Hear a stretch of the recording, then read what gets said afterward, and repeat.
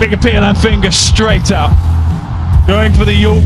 Pakistan super লিগে PSL বল হাতে আবারও নিজের জাত চেনালেন বাংলাদেশের কাটার মাস্টার মুস্তাফিজুর রহমান। বৃষ্টির কারণে রান পাহাড়ের ম্যাচে মুলতান সুলতানসকে হারিয়ে দাপুটে জয় তুলে নিয়েছে লাহোর কালান্দার্স।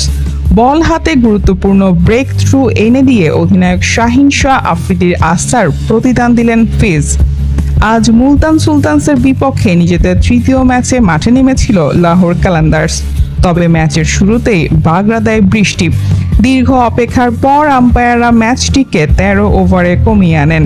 টস হেরে আগে ব্যাটিং করতে নেমে লাহোর কালান্দার্সের ব্যাটাররা রীতিমতো তাণ্ডব চালান।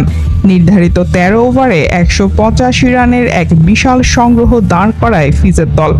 186 রানের লক্ষ্য তাড়ায় মুলতানের ব্যাটাররা শুরু থেকেই চড়াও হওয়ার চেষ্টা করেন। এমন পরিস্থিতিতে অধিনায়ক শাহিন আফ্রিদি বল তুলে দেন মুস্তাফিজের হাতে। নিজের প্রথম ওভারে নিয়ন্ত্রিত বোলিংয়ে মাত্র 6 রান খরচ করেন ফিজ। ইনিংসের সপ্তম ওভার অর্থাৎ নিজের দ্বিতীয় ওভারে উইকেট শিকারে নামেন তিনি। বিপজ্জনক হয়ে ওঠা সাহিবজাদা ফারহানকে ক্যাচ আউটের ফাঁদে ফেলে প্যাভিলিয়নে পাঠান মুস্তাফিজ। উইকেট পাওয়ার পর অধিনায়ক শাহিনের সাথে ফিজের হাস্যোজ্জ্বল উদযাপন ছিল দেখার মতো।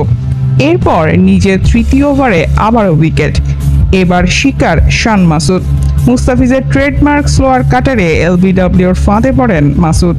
রিভিউ নিয়েও শেষ রক্ষা হয়নি তার। 3 ওভারে 37 রান খরচ করলেও গুরুত্বপূর্ণ 2 উইকেট নিয়ে মুলতানের ব্যাটিং মেরুদণ্ড ভেঙে দেন মুস্তাফিজ। শেষ পর্যন্ত নির্ধারিত 13 ওভারে 165 রানে থামে মুলতান সুলতানসের ইনিংস। 20 রানের রোমাঞ্চকর জয় নিয়ে মাঠ ছাড়ে লাহোর কালান্দার্স।